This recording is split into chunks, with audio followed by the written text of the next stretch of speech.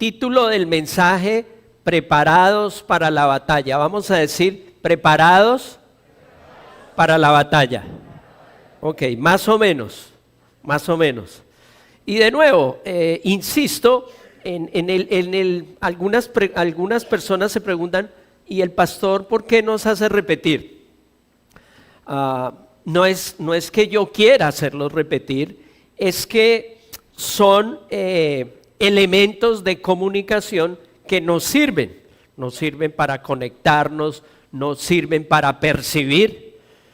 Entonces, en este caso, el título es Preparados para la batalla. Y al decirles yo, por favor repite conmigo, preparados para la batalla, pues algunos, y en este caso la mayoría respondieron preparados para la batalla. Es decir, que realmente están preparados para la batalla. Pero algunos otros no, algunos responden preparados para la batalla. Y algunos no responden. Entonces, ese feedback que yo recibo me ayuda y me confirma que, por ejemplo, y siempre será en este caso, es un mensaje que todos nosotros necesitamos. ¿Amén? ¿Amén? Ok, muy bien. Porque de eso se trata. Un hijo de Dios, una hija de Dios, y lo dijo Luis, citando Primera de Pedro 3:15, dice que nosotros debemos estar siempre preparados. ¿Ok? Eso dice Primera de Pedro 3:15. Y notan el énfasis, siempre preparados. Este mensaje es para eso, ese mensaje es para llamar nuestra atención, este mensaje es para movernos, ¿sí? Los que estamos preparados, prepararnos mejor. Los que no estamos tan bien, entrar a ese proceso. Y los que no tienen idea, pues entonces que hoy comencemos esa preparación. ¿De acuerdo? Bueno, muy bien. La palabra de Dios, la Biblia describe muy bien los escenarios, las situaciones a las que todos nosotros tenemos que enfrentarnos día tras día. Vamos a decir día tras día. ¿Ok? Día tras día. La Biblia describe esto muy bien. La mayoría de estas situaciones se tornan o se toman como normales porque son las mismas cada día. Entonces, como son las mismas, no les damos importancia, ¿ok? Son parte de nuestra rutina diaria y les voy a dar un ejemplo. Para que igual lo entendamos mejor. Todos nosotros, cada mañana nos enfrentamos a la misma situación cuando despertamos. Ok, voy a preguntar, ¿aquí todos despiertan en la mañana? Ok. Entonces, todos nosotros en la mañana cuando despertamos nos enfrentamos a una decisión. O nos levantamos para comenzar nuestro día o nos quedamos acostados. ¿Ok? Entonces, pareciera que este ejemplo no es algo grande, pastor, pero ese ejemplo, ok, porque para la mayoría de nosotros levantarnos de la cama para comenzar nuestro día no es una gran cosa, es algo, no es una gran decisión, no, para la mayoría de nosotros no es algo en que tenemos que esforzarnos. De hecho, algunos lo hacemos casi mecánicamente. En el caso mío, a mí no me cuesta levantarme en la mañana, a ninguna hora. ¿Sí? Entonces, a veces cuando salimos de viaje, ¿no? Un vuelo en la madrugada y tenemos que a las 2 de la mañana, no pasa nada. Y de hecho ni siquiera lo pongo por seguridad, ¿no? Pongo una alarma por seguridad, pero pareciera como que mentalmente me programo para hacerlo. Y de nuevo, para la mayoría de nosotros levantarnos de la cama para comenzar nuestro día no es una gran cosa, no es una gran decisión, pero sí lo es para algunas personas. Hay personas que luchan con esta decisión.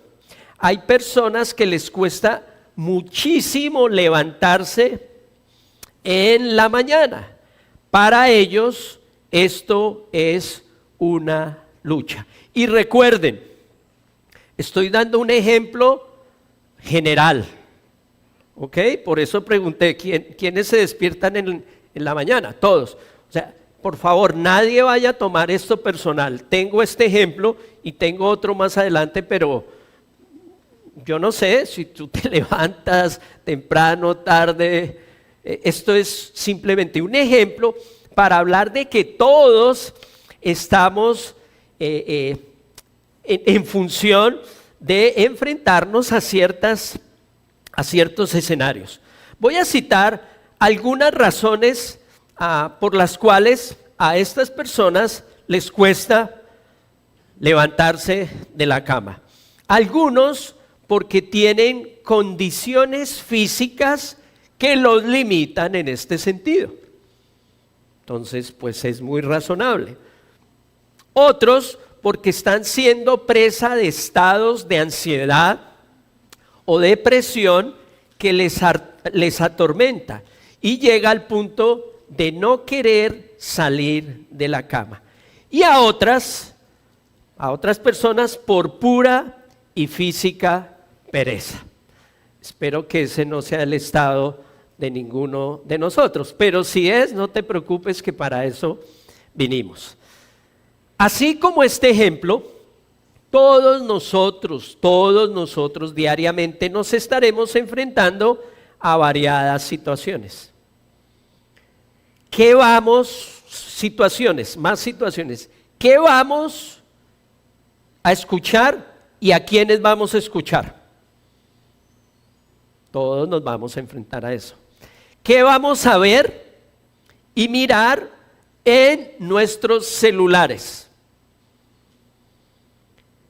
¿Con qué y cómo vamos a alimentar nuestro cuerpo?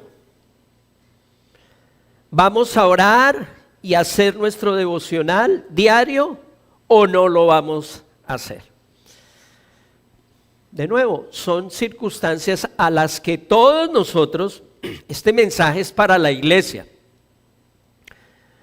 todos nosotros nos vamos a enfrentar. Ahora, quiero decirte que todas estas situaciones que enfrentamos diariamente son de vital importancia.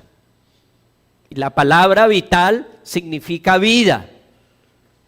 Entonces, estas situaciones que son rutinarias, que son del día a día, son de vital importancia, son de importancia de vida porque precisamente son del día a día.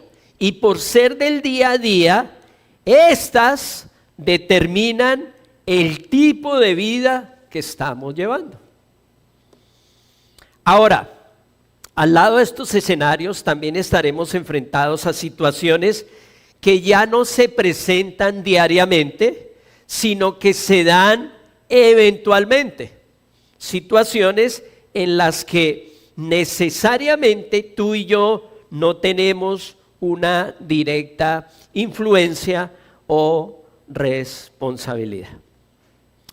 Ok, de una u otra manera, todo lo que nosotros hagamos en la vida está catalogado en la Biblia como que llevamos una batalla, ¿ok? Como que llevamos una batalla. Y de nuevo, ya sea por decisiones que cada uno de nosotros tomamos o por eventos a nuestro alrededor que de una u otra manera nos afectan. Para todo ser humano, entonces aquí ya voy a hablar en general, para todo ser humano es claro y evidente el mundo natural. El mundo natural es todo lo que existe, todo lo que podemos ver, todo lo que podemos palpar.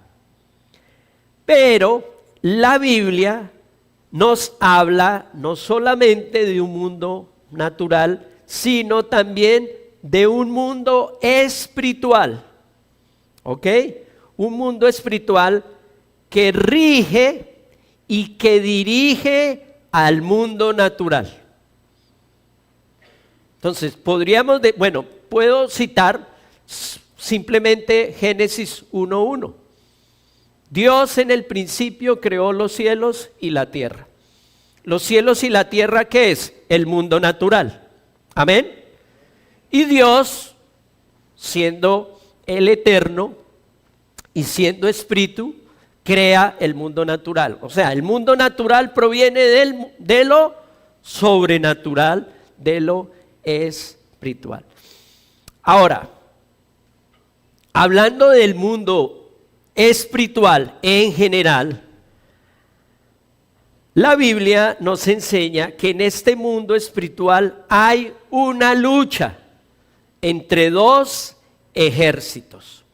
El primero, el ejército del reino de luz, es el ejército del reino de Dios dirigido y guiado por el Señor y secundado por ángeles, arcángeles y querubines. Y aquí viene la parte que nos corresponde, o sea, lo más importante para nosotros. Y al cual pertenecemos todos aquellos que hemos abierto nuestro corazón y hemos recibido a Jesús como Señor y Salvador. Ok. La pregunta sería, pastor, usted está hablando de un mundo espiritual. ¿Cómo es posible que nosotros podamos ser parte de ese mundo? Bueno, la respuesta es muy sencilla. Al creer en Jesucristo como Señor y Salvador de nuestra vida, recibimos vida espiritual. Y el mismo Espíritu de Dios comienza ahora a habitar en nosotros. Y mira una de las diferentes formas en las que la palabra de Dios nos enseña y nos describe eso. Se menciona muchas veces en la Biblia. Romanos 8:9 dice: sin embargo, ustedes no viven según la carne, sino según el Espíritu. ¿Ok? Y luego dice: si es que el Espíritu de Dios vive en ustedes.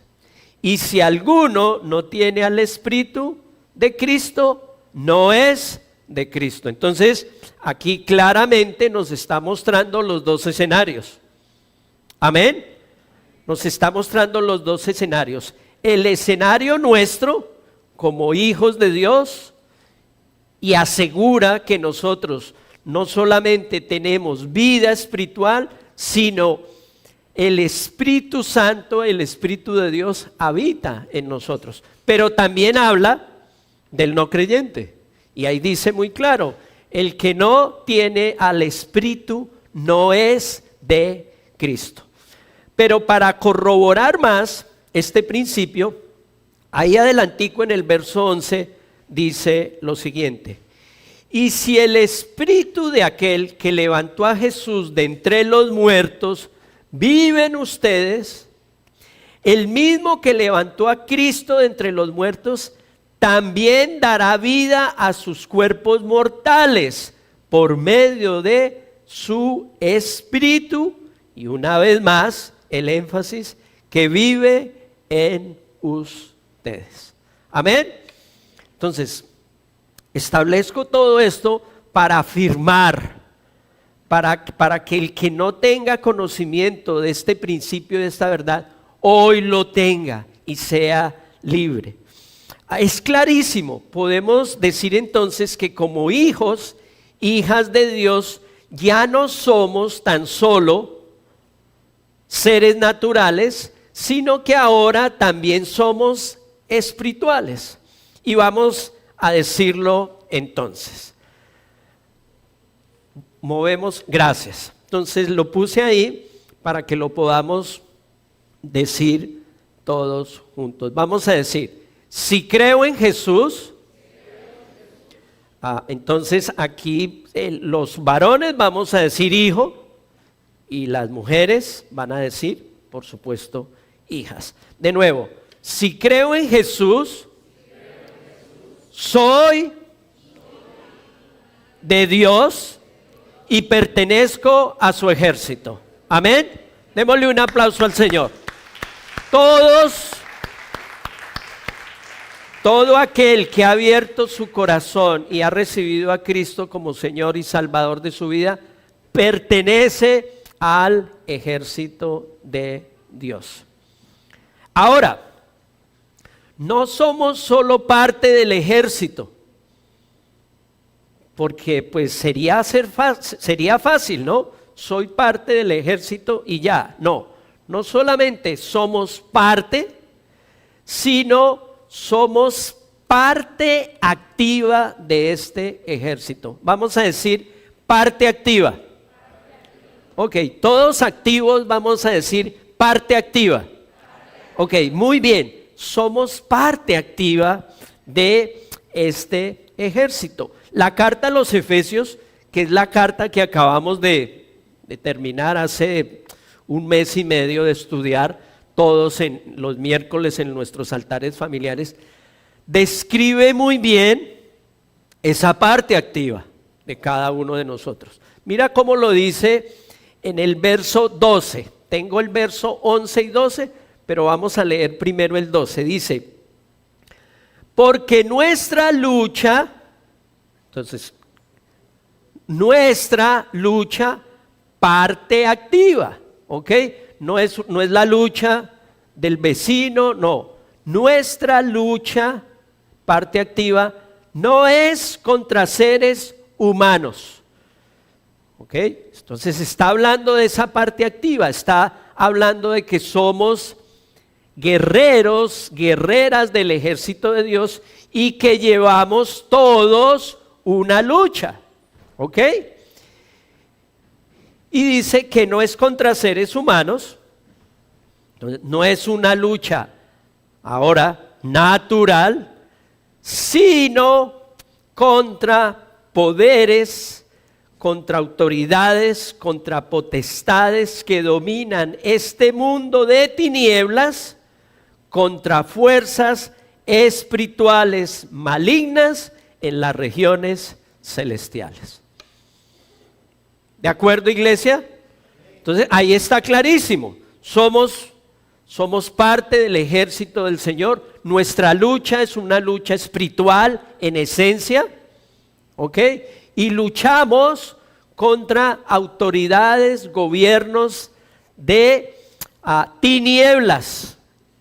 Es una lucha entonces espiritual. Y luego, leemos ahora el verso 11, que nos da la pauta de cómo cada uno de nosotros debemos llevar esa lucha. Y esa lucha, cada uno de nosotros la llevamos de la siguiente manera.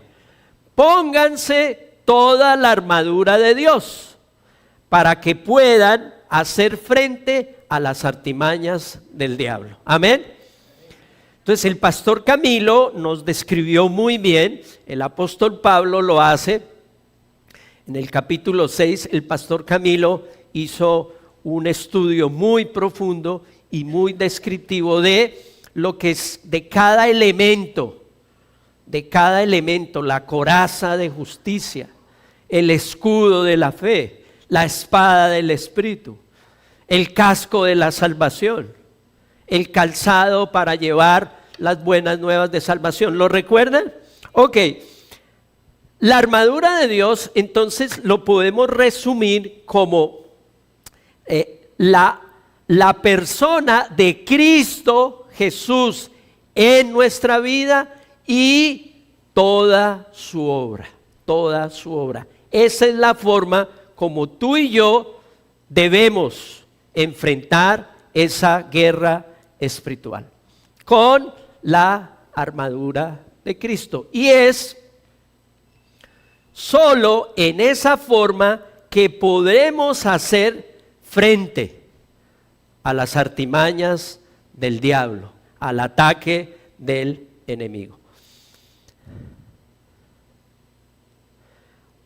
Ok, voy a decirlo en otra forma. Esta porción nos asegura que tenemos una lucha, una batalla. Ahora, aprendíamos en la introducción del mensaje que cada día, vamos a decir cada día, tendremos que enfrentarnos a diferentes escenarios, unos de día a día y otros eventuales. Efesios entonces nos enseña y advierte que detrás de estos escenarios naturales de cada día o eventuales estará el enemigo tratando de detener o desviar nuestra vida y nuestro avance en el Señor. Y esa es la batalla, esa es la lucha que todos llevamos. Ahora, no solamente es que el enemigo quiere detenernos para que no vivamos el plan y el propósito de Dios, sino, y por eso mencioné lo de la levantada en la mañana, sino que quiere atacar todas las áreas de nuestra vida. O sea, todas las áreas de nuestra vida. Recuerden que lo que el enemigo procura es robar, matar y destruir. El enemigo tratará de usar sus artimañas para tentarnos, engañarnos y hacernos caer, tal y como lo hizo desde el principio en el jardín del Edén con Adán y Eva. Estos ataques no son abiertos. Entonces voy a hablar ahora de la forma en que ataca el enemigo. Pero voy a hacer un paréntesis aquí. Para nosotros, los cristianos, para nosotros, los hijos de Dios, esos ataques no son abiertos, no son evidentes. Todo lo contrario, son muy sutiles y a veces ni siquiera se percibe. ¿Ok? Pero ese es en el caso de nosotros. Ahora, ¿de qué va a depender el ataque y la forma del ataque de Satanás? Bueno, va a depender de lo que ya vimos en la primera parte del mensaje, de quién se trata. Entonces, en el caso de los no creyentes, el no creyente ignora estas verdades, el no creyente ignora totalmente que hay un mundo de tinieblas detrás de todo lo que existe. Y solamente para que tú tengas certeza de lo que te estoy diciendo, piensa en ti antes de conocer al Señor. O sea, yo, por ejemplo, no tenía ni idea. O sea, para mí existía el mundo natural, que es lo que veo, lo que toco. ¿Ok? Ahora, el no creyente, como dice la Biblia, es esclavo del pecado. Y en la medida que el grado de esclavitud sea mayor, el contacto de esta persona con ese mundo de tinieblas será mayor. Al punto de que algunos no creyentes ya son practicantes del satanismo, de la brujería. La incidencia del enemigo en este tipo de personas ya no es sutil, es totalmente abierto. ¿Ok? Solo hice un paréntesis para explicarles algo que no tengo aquí en el mensaje. Entonces, para nosotros, de nuevo, estos ataques no son abiertos, no son evidentes, son sutiles y a veces ni siquiera se perciben. Se dan en pequeñas acciones de poco a poco hasta producir un gran daño. Y entonces aquí voy a dar otro ejemplo, ¿ok? Ejemplo en el que creo que todos nosotros calificamos o todos nosotros estamos llevando ese tipo de lucha. Unos en más y otros en menos, pero creo, si hay alguno que no esté luchando con esto, me lo puede decir en privado después del servicio y para que me dé algunos consejos, porque los necesito. ¿Ok? Pero de nuevo, esto son ejemplos y noten que son ejemplos de cosas que nos afectan a todos.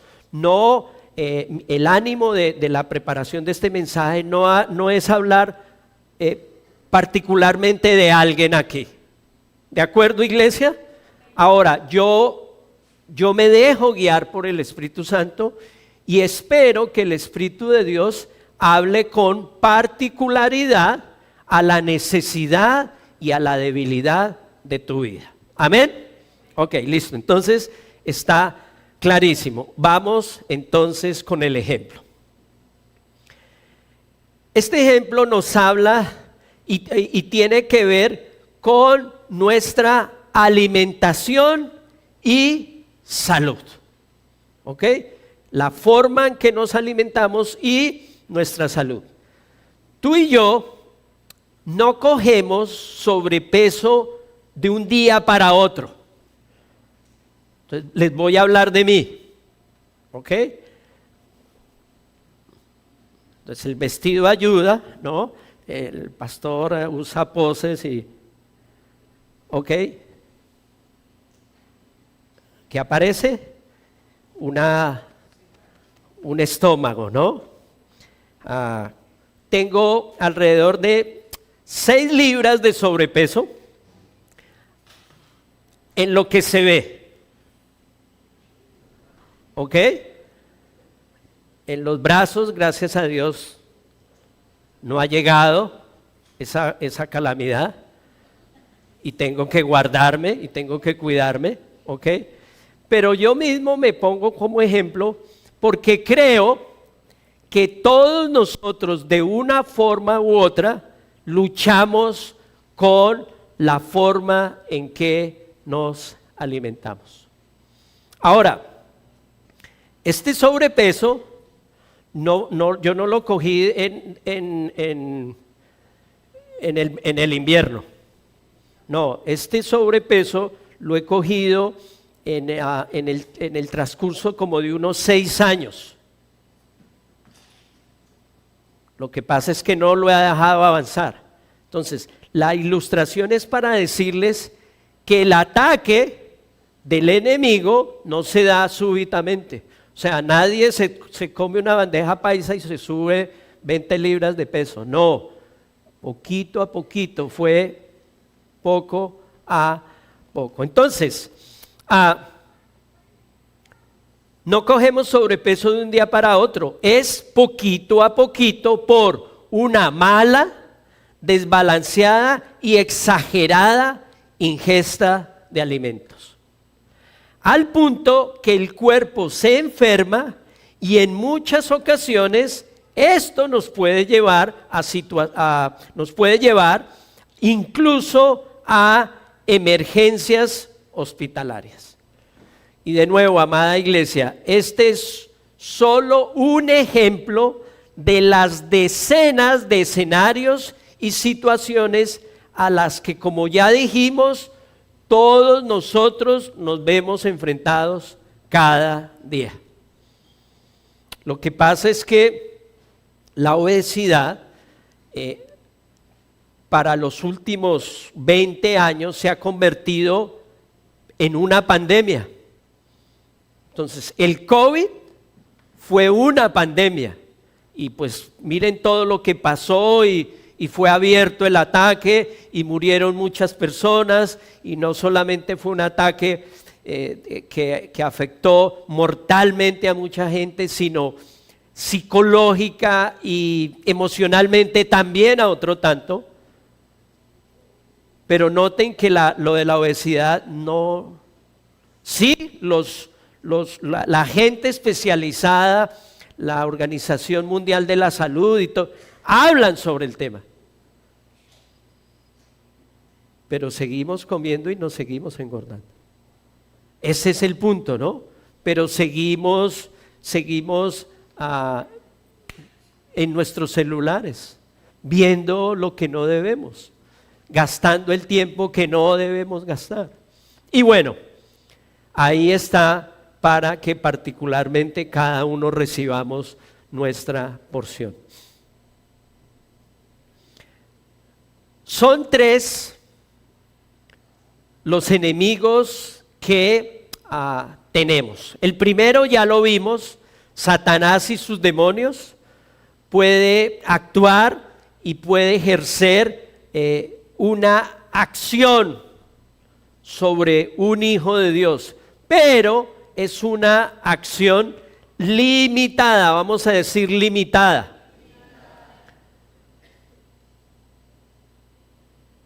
Esta acción va a depender de las puertas que nosotros mismos le abramos. Entonces, en sí, Satanás está limitado totalmente para afectar nuestra vida. Pero nosotros, por el tipo de vida que llevamos,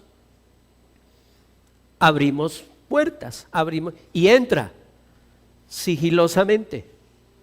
Y poquito a poquito va causando daño. Número 2, el mundo. El mundo también es nuestro enemigo y su afectación se da a través de la tentación y de la aflicción. Y de nuevo, el enemigo como príncipe del mundo tratará de engañarnos, tentarnos para que nosotros caigamos. Y número 3, algunos se van a sorprender, el tercer enemigo que tenemos somos nosotros mismos.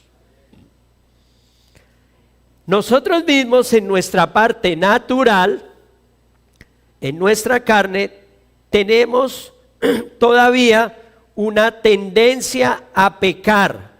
Ya no somos esclavos de esa naturaleza, pero todavía podemos caer. Y es por eso que la Biblia nos advierte acerca de esa naturaleza, y es ahí, a esa naturaleza, donde se dirige la acción del Espíritu Santo para guardarnos, cuidarnos y fortalecernos al punto de que podamos vencer. Amén. De nuevo, el enemigo que conoce nuestras debilidades dirigirá sus ataques a esas debilidades. Mira cómo la palabra del Señor nos reafirma. Pero, aunque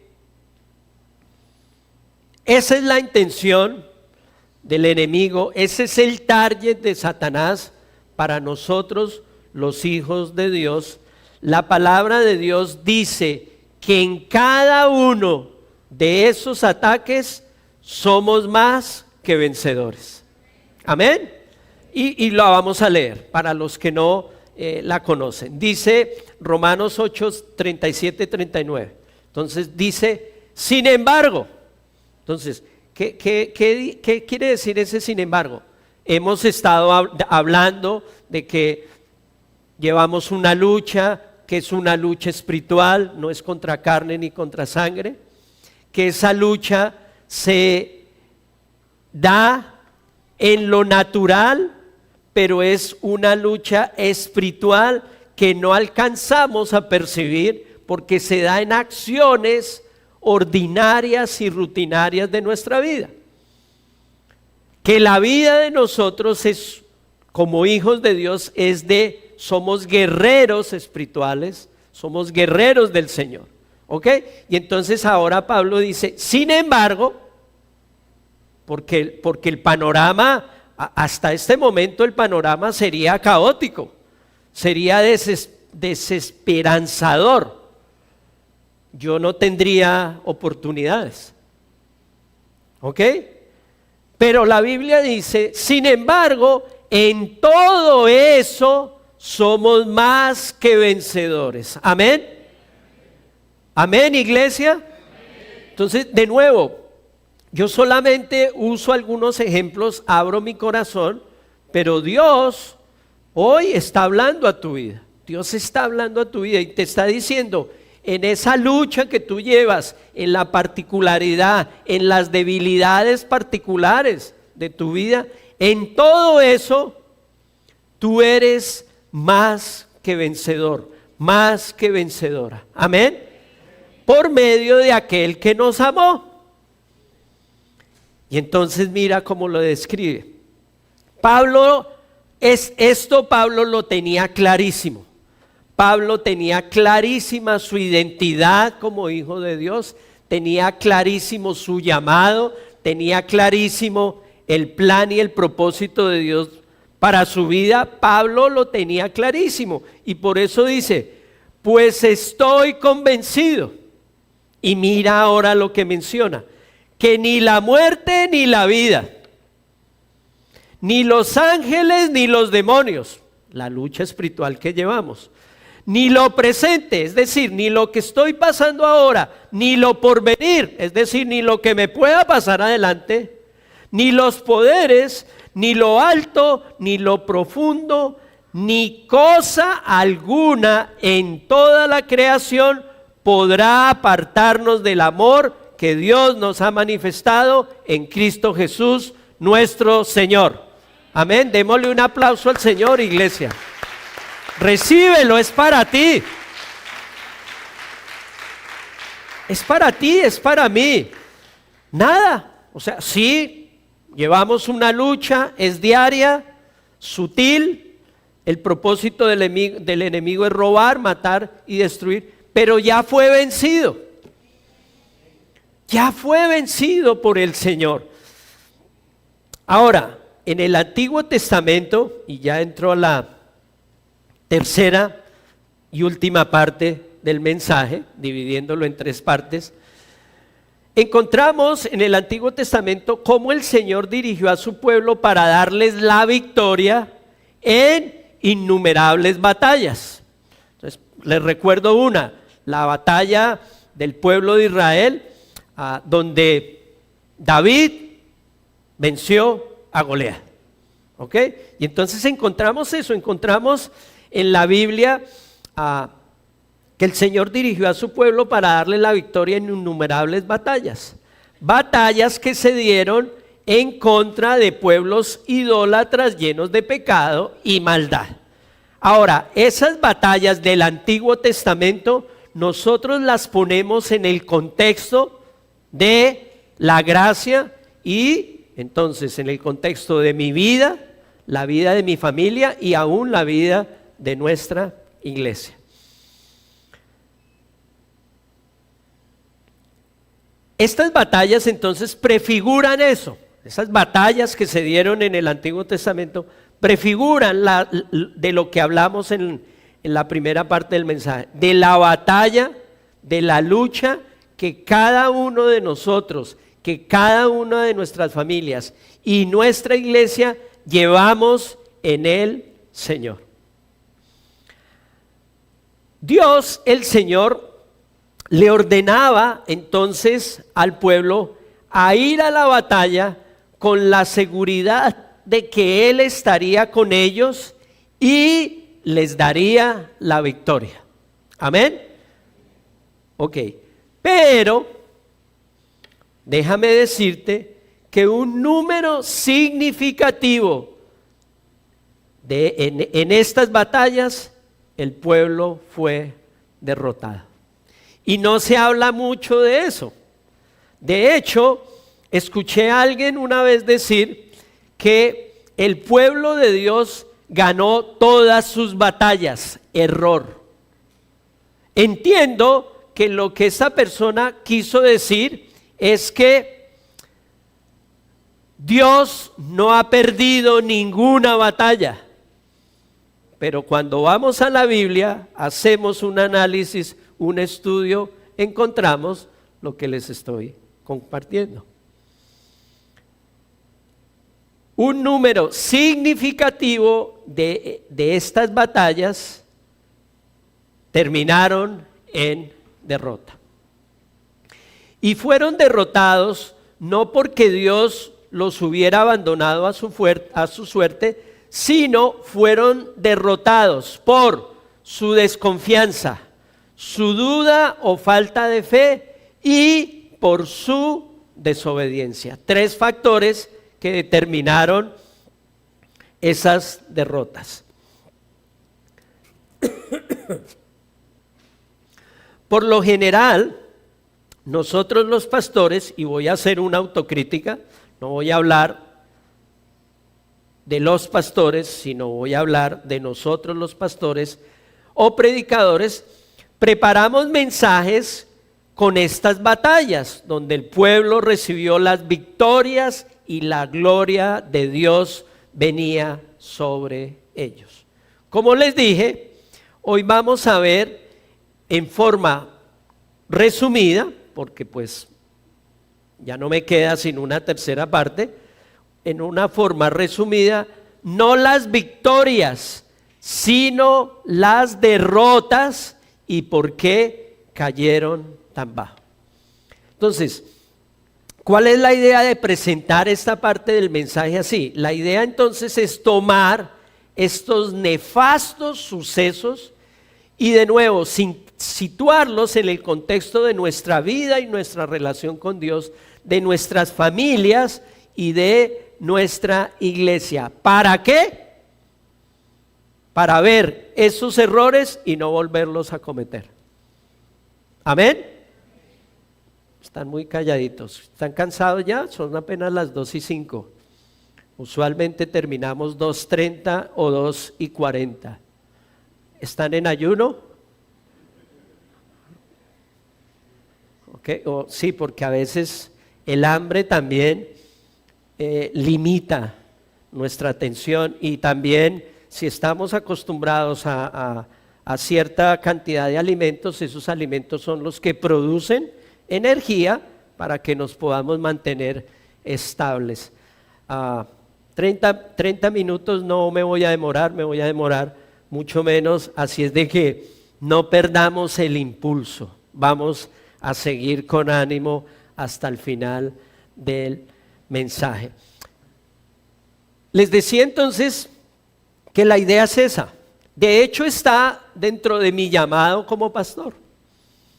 Cuando el Señor me llama a mí para ser pastor, comienzo a ver una cantidad de errores sin que me hubiera preparado, ni siquiera había estudiado la parte ministerial. No, llevaba 2 años de estar en el Señor, pero el Espíritu Santo y la disposición de un corazón para recibir hacen que podamos ver todo este tipo de cosas. Entonces yo comencé a ver ciertos errores en la iglesia en general,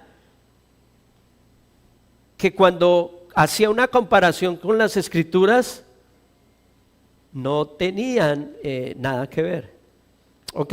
Y eso ya dentro de mi llamado pastoral y mi llamado ministerial me llevó a estudiar historia de la iglesia, historia de las denominaciones, para ubicar esos errores que catalogo como tradicionalismo eclesiástico no bíblico, ¿ok?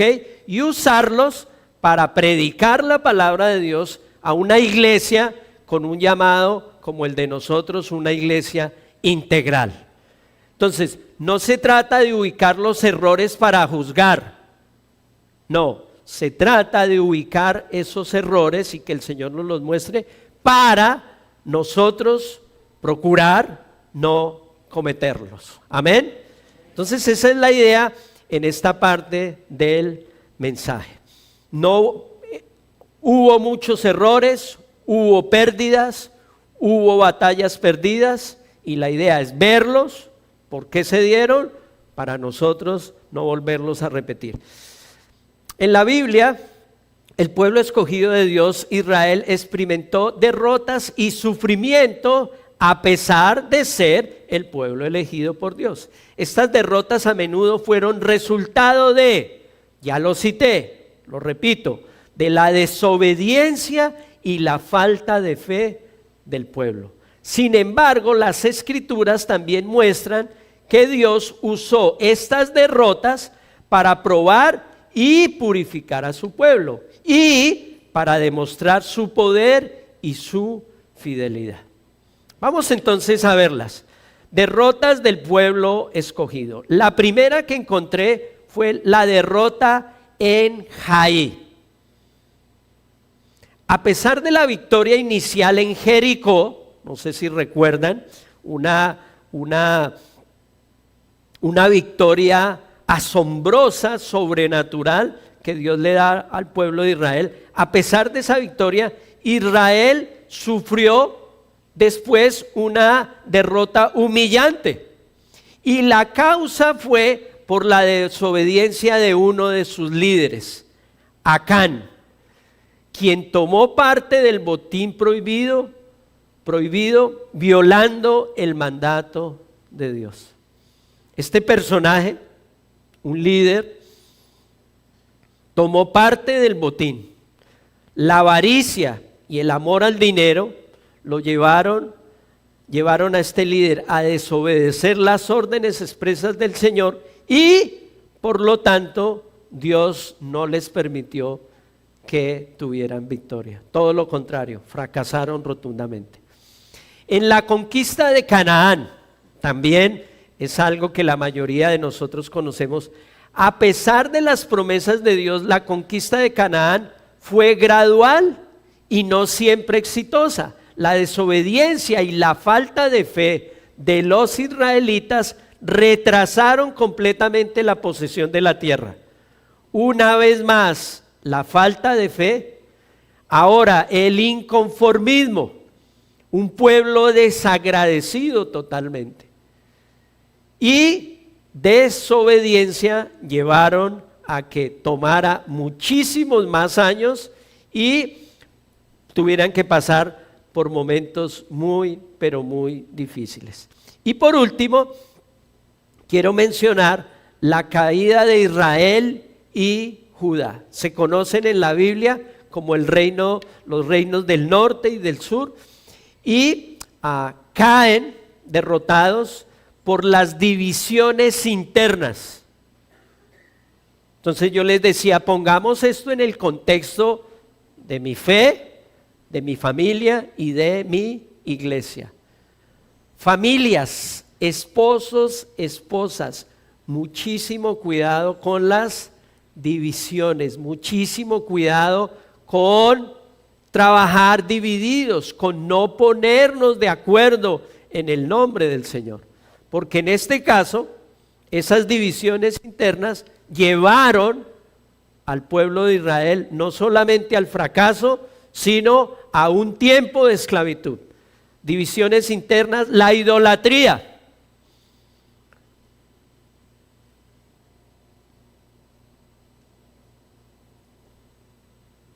¿Qué es un ídolo?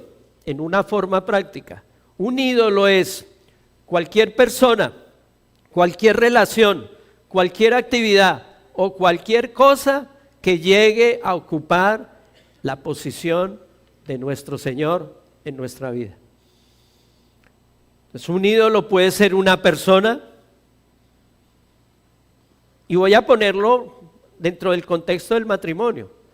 Por supuesto que la segunda relación más importante es la relación de cónyuges. Y yo lo he mencionado, yo amo muchísimo a la pastora Mónica. Ustedes no se imaginan cuánto, pero amo más a Dios. Amén. Entonces, si fuera lo contrario, idolatría a la esposa y a la pastora. Entonces pónganlo en el contexto relacional de ustedes. Y como les decía al comienzo del mensaje, el ataque es sutil, casi imperceptible, y se da poco a poco.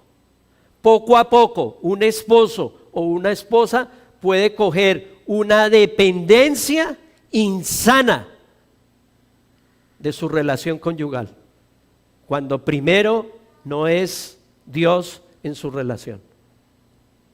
Y ahí viene, poquito a poco No sé por qué el Señor me puso a hablar de este ejemplo ahora, pero seguramente para que lo tomemos en cuenta. Amén.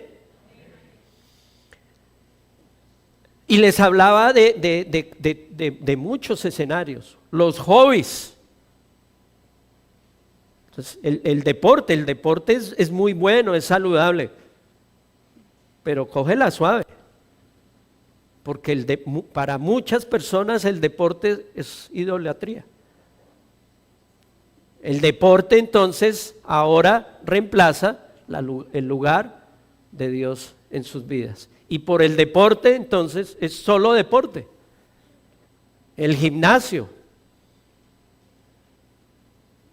Y son culturas, son subculturas idólatras. No se menciona así afuera, pero el contexto bíblico lo describe muy bien.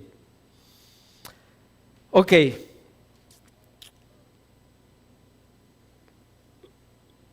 Ahora, estas derrotas sirvieron para que el pueblo se diera cuenta de sus errores. Y por eso, como les dije en el mensaje, las mencionamos hoy. Una de las situaciones que más me llama a mí la atención del comportamiento del ser humano es que todos podemos o todos cometemos errores. ¿Estamos de acuerdo en eso? Todos cometemos errores, ¿ok? Pero el problema es cuando tú cometes un error, te das cuenta de que es un error y lo sigues cometiendo. ¿Ok? Este mensaje llama la atención de nuestra vida hacia esas áreas. Y de nuevo, yo espero en el Señor que sea el Espíritu Santo hablando a tu mente y a tu corazón. Y por eso, como pastor, yo expongo mi vida para que ustedes vean que yo también estoy en la misma situación que están ustedes.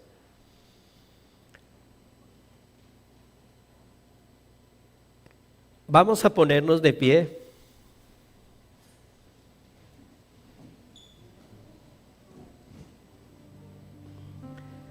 Ahora, lo asombroso y lo maravilloso de nuestro Dios, y uno de los atributos que siempre menciono, es su fidelidad.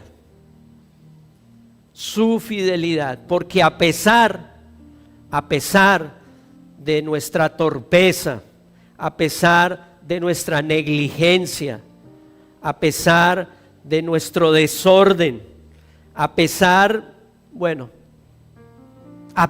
de todo eso, la fidelidad de Dios lo sigue moviendo. Y esa fidelidad da para que siga habiendo gracia y misericordia sobre nosotros. Amada iglesia, el enemigo seguirá. El enemigo no va a parar. Recuerden lo que dice, ronda, seguirá. Tratará de engañarnos, seducirnos y llevarnos hacia el pecado. Pero como aprendimos, esta acción está limitada, y yo diría muy limitada. ¿Limitada a qué? A las puertas que nosotros le abramos. Si tú y yo, como aprendíamos el domingo pasado, estamos en Cristo y Él en nosotros, no podrá hacernos ningún daño Satanás. No podrá, no tiene autoridad, no tiene poder para los que estamos en Cristo Jesús. Amén.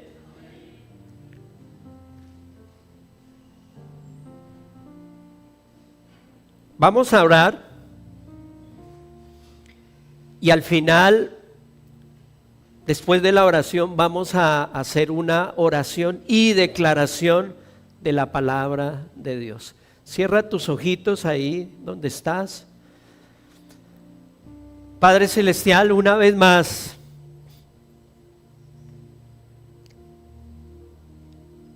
queremos darte gracias.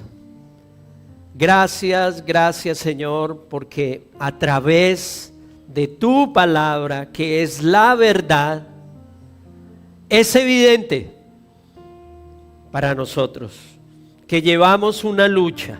Gracias Señor por dejárnoslo saber. Pero es una lucha, Señor, que podemos y debemos ganar si estamos en ti y tú en nosotros, Señor. Hoy oro en el nombre de Jesús para que todos acá, como lo hicimos, Señor, a través de los ejemplos, hoy podamos reconocer nuestro pecado, hoy podamos reconocer nuestra debilidad. En el nombre de Jesús, Señor. Tu palabra dice que cuando reconocemos nuestra debilidad, tú te glorificas en ella y dejamos de ser débiles para convertirnos en fuertes. En esa debilidad tú te glorificas y nos fortaleces hasta el punto, Señor, de que la puedes usar para tu gloria y para tu honra. La usarás como testimonio de tu maravilloso poder, de la acción de tu Espíritu Santo, para bendecir a muchos, pero muchos más. En el nombre de Jesús. Señor, yo te pido también que nos fortalezcas, Señor. Que nos des fortaleza para poder seguir enfrentando esa batalla. Que tengamos claro que la lucha no es contra la persona que estamos al lado. Que la lucha es contra potestades de tinieblas, gobernantes de tinieblas, poderes espirituales que se mueven en las regiones celestiales, es decir, están en el aire y ejercen dominio y poder desde el aire, Señor. Glorifícate, Señor, en nuestra vida como hijos de Dios, como individuos, Señor, pero glorifícate también en la vida de nuestras familias. Hoy oro por una restauración de las relaciones familiares, y al orar por restauración no necesariamente oro por la restauración a que estamos acostumbrados a conocer. Oro por una restauración en el rol, haya una revelación del rol y la responsabilidad en cada uno de los miembros de la familia, empezando por papá, por mamá y por sus hijos. Si hay una restauración en los roles y en las responsabilidades, habrá entonces una restauración en el funcionamiento de la familia. En el nombre de Jesús. Señor, y te doy gracias por lo que estás haciendo con nosotros como iglesia. Oro por un espíritu de unidad. Oro para que pongas en todos nosotros el querer como el hacer, y podamos seguir adelante con el plan que tenemos, con el plan que tú has determinado, para que podamos no solamente conseguir, sino restaurar y arreglar la iglesia que nos estás entregando. Señor, te damos gracias y te lo decimos en el nombre de Jesús. Amén y amén. Bueno, vamos ahora, gloria al Señor.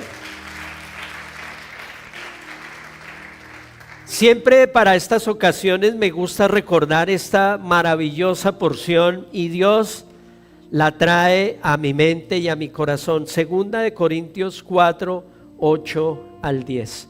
Y si notan ustedes, no la puse de corrido como pongo normalmente todos los versos, sino la puse separada para que todos juntos podamos hacer la oración y la declaración. Entonces, la dirección es la siguiente. Yo voy a decir, nos vemos atribulados en todo, y ustedes responden, pero no abatidos. ¿De acuerdo? Voy a seguir diciendo, perplejos, y ustedes, perseguidos. Ok, derribados. Y luego todos juntos, y yo los guío, vamos a cerrar con el verso 10. ¿De acuerdo, iglesia? Vamos a hacerlo con fe, vamos a hacerlo con el poder que nos da el Espíritu Santo, y es la palabra de Dios para nuestra vida, la palabra de Dios para funcionar, para vivir en este tiempo por el llamado a este mensaje que Dios nos hace. Entonces decimos en el nombre del Señor, nos vemos atribulados en todo, perplejos, perseguidos, derribados, donde quiera que vamos, siempre llevamos en nuestro cuerpo la muerte de Jesús, para que también su vida se manifieste en nuestro cuerpo. Amén. Dale un fuerte aplauso al Señor.